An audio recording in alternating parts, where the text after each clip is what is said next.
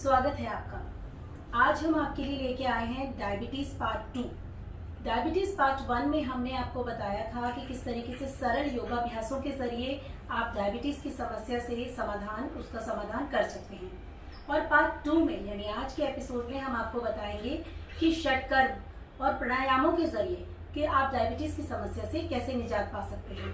तो चलिए शुरुआत करते हैं। पार्ट 2 में षटकर्म, मुद्राबंद, प्राणायाम और आयुर्वेद की एक खास विधा मर्म बिंदु, इनको एक्टिवेट करेंगे। पहला अभ्यास हमारा है अग्निसार क्रिया। अग्निसार का अभ्यास खड़े होकर और बैठकर दोनों तरीके से आप कर सकते हैं। आपके लिए जो सहूलियत हो उस हिसाब से करें। खड़े होकर के अगर आप करते हैं तो मेरा एक वीडियो है नौली क्रिया घुमाने वाला, यूट्यूब पर है, उसमें हमने अच्छे से बताया हुआ अग्निसार खड़े होकर कैसे करें। आज हम आपको बैठकर अग्निसार की क्रिया कैसे करें ताकि आप सहज और सरल तरीके से षटकर्म की इस क्रिया का अभ्यास कर पाए और डायबिटीज को दूर भगा पाए। तो हम आराम से किसी भी आसन में बैठ जाए। आप वज्रासन में बैठ सकते हैं, आप चाहे तो सुखासन और पद्मासन में बैठ सकते हैं। बैठने के बाद आप क्या करें, लंबी गहरी श्वास लें और फिर श्वास को पूरी तरीके से बाहर निकाल दें। बाहर निकालने के बाद श्वास को बाहर ही रोकना है। बाहर रोकने के बाद पेट को अंदर बाहर करना है। जितना ज्यादा अंदर ले जा सकते हैं बाहर ले जा सकते हैं, लेकिन जब पेट को अंदर बाहर करेंगे श्वास रुकी होनी चाहिए।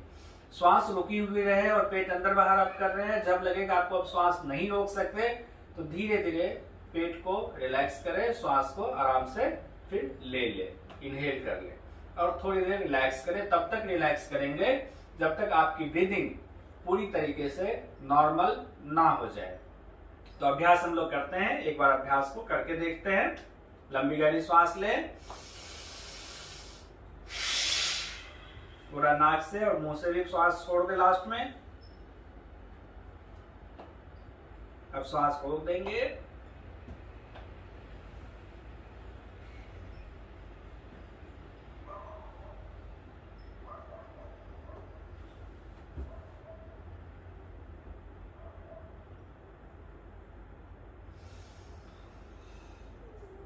श्वास लेते हुए रिलैक्स। शुरुआत में ज्यादा नहीं, 10 स्ट्रोक ही लगाए। आरंभ में श्वास बाहर रोककर लगाना है। श्वास को बाहर छोड़ दिया, उसके बाद श्वास को रोक दिया और फिर पेट को अंदर बाहर करना है। शुरुआत में इसी तरीके से थोड़ा तेज होगा क्योंकि अग्निसार का अभ्यास थोड़ा टाइम लगता है। बाद में जब आप धीरे धीरे अभ्यास आपका अच्छा होगा तो उसके बाद अग्निसार का स्ट्रोक ज्यादा मजबूती से लगेगा। जैसे एक बार करके आपको दिखाता हूं। लंबी गहरी श्वास लेंगे,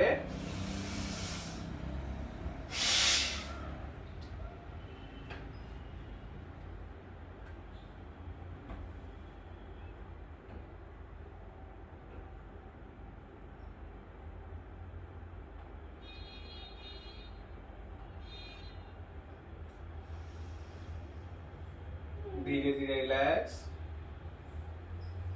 बहुत मजबूती से बाद में स्ट्रोक लगाना, लेकिन शुरुआत में नहीं। शुरुआत में आप अपनी क्षमता अनुसार धीरे धीरे एक ब्रीथ को, श्वास को बाहर निकाल दें, रोकें, फिर धीरे धीरे 10 बार उसको आप कम से कम कोशिश करें। धीरे धीरे ये बढ़ता चला जाएगा। बाद में एक ब्रीथ में आप बाहर रोक करके श्वास को 60 बार 70 बार तक आप स्ट्रोक लगा सकते हैं। दूसरा अभ्यास है हमारा कपालभाति। कपालभाति षटकर्म की क्रिया है। योग के हर शास्त्र में, हठ योग के हर शास्त्र में इसे षटकर्म की क्रिया ही कही गई है। ये अलग बात है कि इससे श्वास के ऊपर इतना अच्छा प्रभाव पड़ता है कि आधुनिक युग के योगी ऋषि मुनि इसे प्राणायाम की श्रेणी में भी रखते हैं। कपालभाति के अभ्यास के लिए भी कमर गर्दन बिल्कुल सीधी रखें, किसी भी आसन में आप बैठें और धीरे धीरे अभ्यास करेंगे। जैसे श्वास लेंगे, पहले शुरुआत में पहली बार श्वास लेंगे, उसके बाद श्वास छोड़ते हुए पेट को अंदर, श्वास बाहर पेट अंदर, और श्वास जब बाहर करेंगे पेट अंदर करेंगे, फिर अपने आप श्वास खुद ब खुद आ जाता है। लेने की कोशिश नहीं करेंगे, श्वास जितनी जरूरत होती है वो आ जाते हैं। यानी कि एक्सहेलेशन हमारा एक्टिव होगा, इनहेलेशन वो पैसिव होता है। तो अभ्यास शुरू करते हैं। 1 सेकेंड में 1 स्ट्रोक ही लगाएंगे।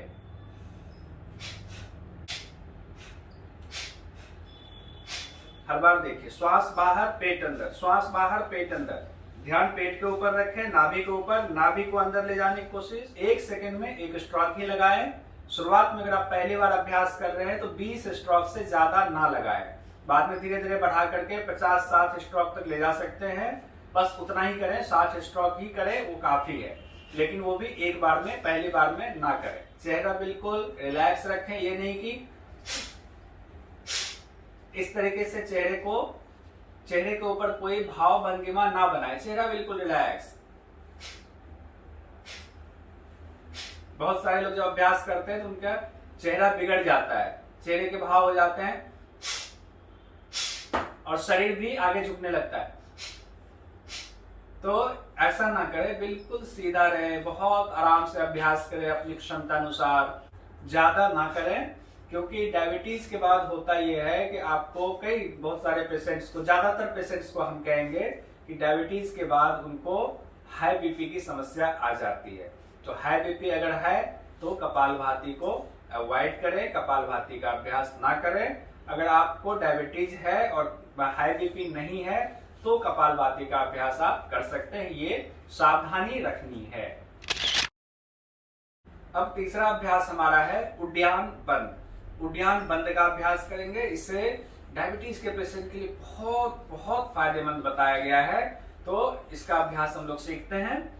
आप आराम से किसी भी आसन में बैठे और कोशिश करें कि तकिया के ऊपर बैठे तो स्पाइन आपकी सीधी हो जाती है। फिर ये अभ्यास बहुत अच्छे से होता है। जैसे कि हमने हिप्स के नीचे तकिया लगा लिया तो स्पाइन हमारी सीधी हो गई। आगे थोड़ा सा हम झुके और इस तरीके से हाथ को हमने दोनों घुटने के ऊपर रख लिया और शरीर बिल्कुल सीधा रखेंगे। ये नहीं कि आगे झुके हुए, झुके तो है लेकिन अब शरीर को सीधा रख लेंगे। अब क्या करना है, लंबी गहरी श्वास लेंगे और पूरा श्वास मुंह से निकालते हुए बाहर कर दे। पूरा श्वास बाहर, अब पेट को अंदर ले। इस दौरान ध्यान रखें कि श्वास रुकी हुई रहे और साथ ही पेट को ऊपर की ओर खींचने की कोशिश करें। जब तक श्वास रुकी रहे आप इसी तरीके से पेट को अंदर खींच कर रखें अपनी क्षमता अनुसार।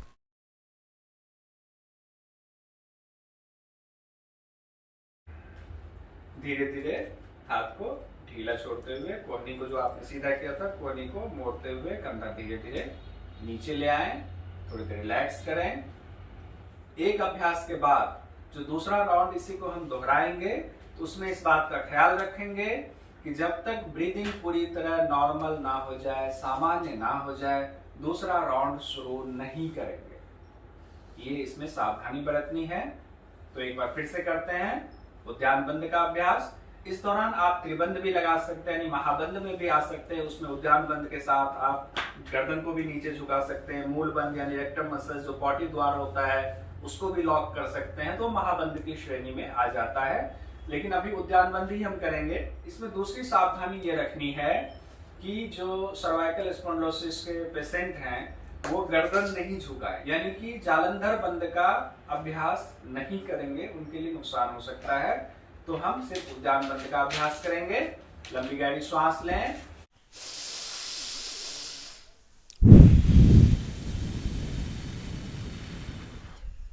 हाथ बिल्कुल सीधा है। पेट को पहले अंदर करें, फिर ऊपर की ओर उठाने की कोशिश करेंगे।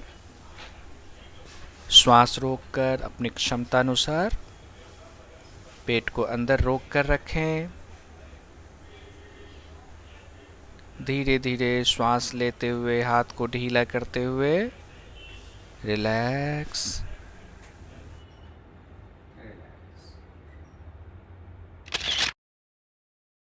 अगला अभ्यास हम करने जा रहे हैं अनुलोम विलोम प्राणायाम, यानी इसे नाड़ी शोधन प्राणायाम भी कहते हैं। इससे नाड़ियों की शुद्धि होती है, आपका चयापचय दर जिसे मेटाबॉलिज्म रेट कहते हैं वो सुधरता है।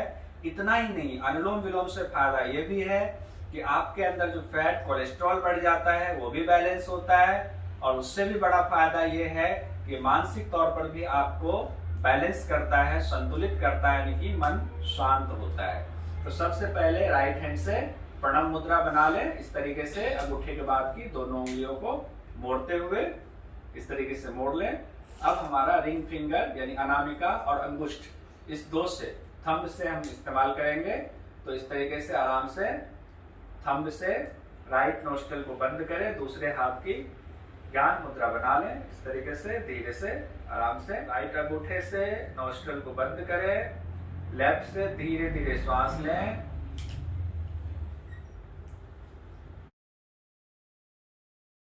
लेफ्ट को बंद करें, राइट से धीरे धीरे छोड़ें।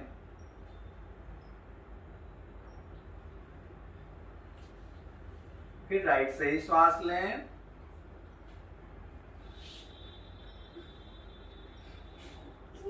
राइट को बंद करें, लेफ्ट से धीरे धीरे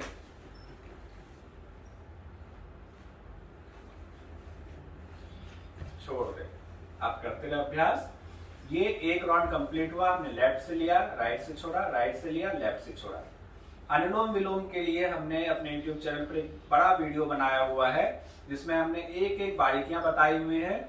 आप चाहे तो वहां से भी देख सकते हैं। फिर भी इसमें जो एक दो चीजें खास ख्याल रखनी है सावधानी के तौर पर, वो आपको बता रहा हूं कि श्वास लेने में जितना टाइम आप लगा रहे हैं, श्वास छोड़ने में उससे ज्यादा टाइम लगे, इस बात का ध्यान रखेंगे। ऐसा ना हो कि श्वास लेने में आपने 3-4 सेकंड में श्वास लिया, 5 सेकंड में या 10 सेकंड में, जो आपकी क्षमता है, और श्वास आप उससे कम में छोड़ रहे हैं, तो फिर अनुलोम विलोम का फायदा नहीं होगा। तो आप उस वीडियो को देखें, उसमें अनुलोम विलोम के बारे में और भी जानकारी दी हुई है। तो अब अगले अभ्यास के लिए हम तैयार होंगे, लेकिन राउंड जब भी कंप्लीट करेंगे तो लेफ्ट से आपने शुरू किया तो लेफ्ट से छोड़ते हुए ही समापन करेंगे, और कम से कम 12 राउंड अनुलोम विलोम का अभ्यास जरूर करें। अब बहुत ही महत्वपूर्ण पड़ाव पर हम पहुंच चुके हैं।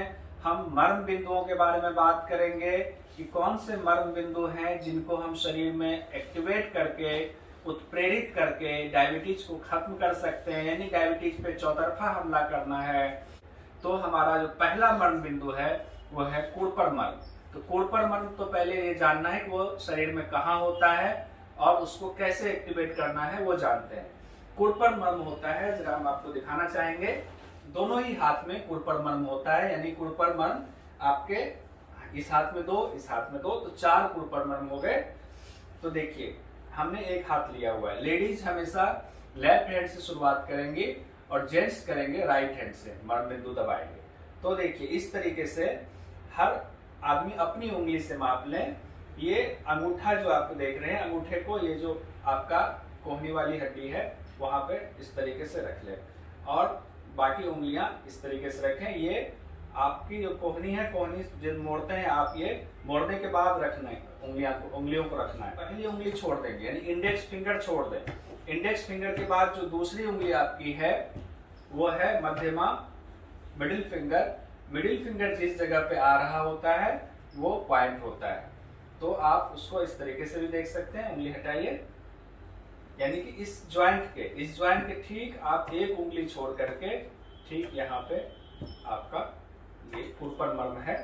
और इसी तरीके से इसी नीचे दूसरी तरफ एक उंगली छोड़ दें, ये यहाँ पे आपका कुड़पर मर्म का दूसरा पॉइंट है। तो इसको कैसे दबाना है, कैसे इसको हम उत्प्रेरित करें।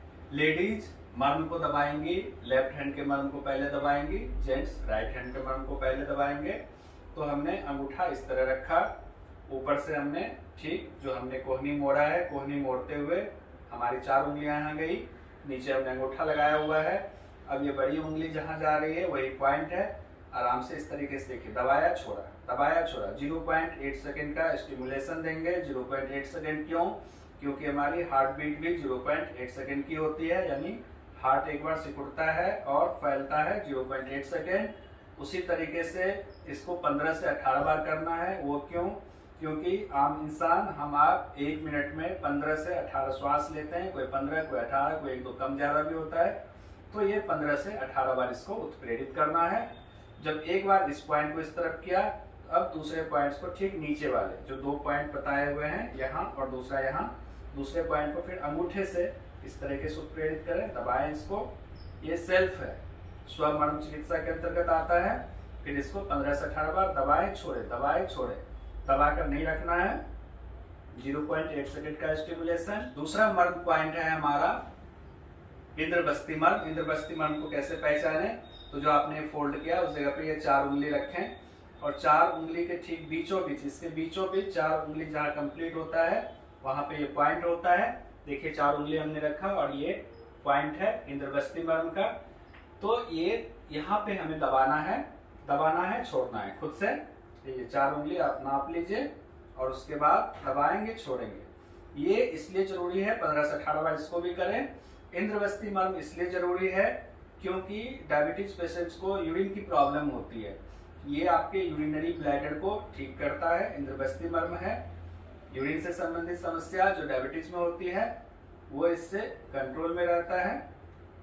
इसको 15 से 18 बार करेंगे और आराम से उसके बाद तीसरे मर्म स्थल को उत्प्रेरित करने के लिए तैयार हो। तीसरा मर्म स्थल है हमारा क्षिप्र मर्म। क्षिप्र मर्म हमारा कहाँ होता है, देखिए ठीक यहाँ, ये जो 2 आपका अंगूठे वाला है और ये इंडेक्स फिंगर का जो जॉइंट यहाँ पे होता है वहां पे आपको लगेगा जैसे अंगूठे को रखने के लिए स्टैंड बना हुआ है। तो ये ठीक इस जगह पे होता है। ये इस तरीके से इसको खुद से जो स्वमर्म से करेंगे इस तरीके से, यहाँ देखिए अंगूठा आपका रह जाएगा। आराम से इसको अंगूठा ले जाए छोड़े, दबाएं छोड़े, अंदर तक दबाएं छोड़े, दबाएं छोड़े, दबाएं छोड़े। 15 से 18 बार इसको उत्प्रेरित करना है। क्षिप्र मर्म को नर्वस सिस्टम के लिए बहुत अच्छा होता है। दबाएं छोड़ें, दबाएं छोड़ें। ये डायबिटीज के लिए सपोर्टिव है। सहायक मर्म बिंदु इसको कहते हैं। 15 से 18 बार करने के बाद इसको रिलैक्स करें, छोड़ दें। और इसके बाद इसी तरीके से आपने एक हाथ का किया, दूसरे हाथ का भी इसी तरीके से करेंगे। कुरपर मर्म, इंद्रबस्ती मर्म और उसके बाद क्षिप्र मर्म। दूसरे हाथ का भी दबा लेते हैं, इस तरीके से रखें। 4 उंगली लिया, इंडेक्स फिंगर के ठीक बाद यानी मिडिल फिंगर वाला स्थान हमारा है ऊपर मर्म का। 15 बार दबाना है, छोड़ना है, दबाना है, छोड़ना है, दबाना है, छोड़ना है। आपको दर्द महसूस होगा और इसका फायदा यह है जिससे मोटापा भी कम होता है।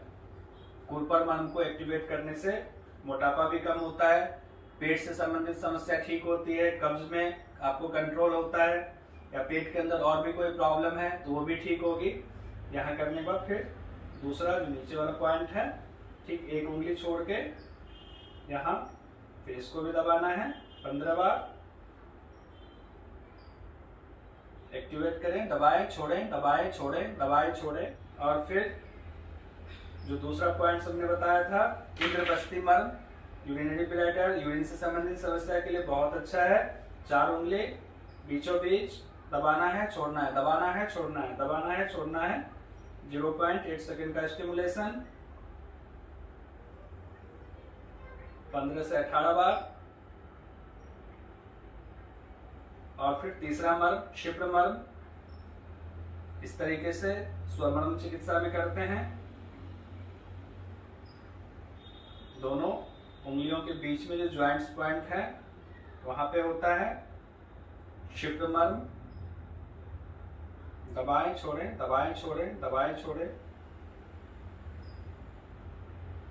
और फिर तीनों पॉइंट करने के बाद सबसे अंतिम पॉइंट है जो मस्ट है, जो करना ही करना है, वो है तल हृदय मर्म। तल हृदय मर्म कहाँ होता है, देखिए आपकी जो ये बड़ी उंगली है मिडिल फिंगर, मिडिल फिंगर के ठीक आप एक लाइन ले लें। ये आपकी हो गई लाइन मिडिल फिंगर की। और सबकी ये उंगली के माप से 6 उंगली ही होता है, सबका अपनी माप से। मेरी माप से 6 उंगली होगा और मैडम खुद नापेंगे तो 6 उंगली ही होगा। 4 उंगली यहाँ लीजिए और 2 उंगली, ये 6 उंगली ही होता है। तो इसको बीचों, ठीक इसके बीचों बीच 3 उंगली इस तरफ, 3 उंगली इस तरफ रखें, बीच में वो पॉइंट होता है। तो देखिए इस तरीके से 3 उंगली रखिए यहाँ और 3 उंगली इस तरफ, तो बीच में जो पॉइंट आया यहाँ पे, ये है हमारा तल हृदय मर्म। और जब आप मुट्ठी बंद करते हैं तो बड़ी उंगली जो आपकी आती है ठीक उसी पॉइंट पे दबती है। तो इसको हम आराम से अंगूठे से इस तरीके से दबाते हैं। जब मैं कर रहा हूँ सामने वाले का इस तरीके से करूंगा, खुद से करेंगे तो इस तरीके से दबाना है, छोड़ना है, दबाना है, छोड़ना है 15 बार।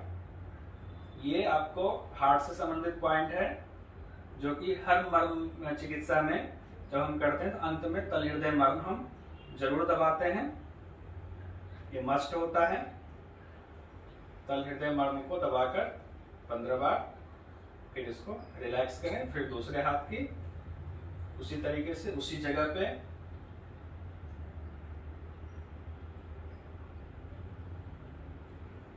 दबाया छोड़ा, दबाया छोड़ा, दबाया छोड़ा। इसी तरीके से आप योग और आयुर्वेद की मदद से डायबिटीज़ पर काबू पा सकते हैं। तो डायबिटीज़ के खिलाफ जंग पार्ट 2 का समापन करते हैं। नमस्कार।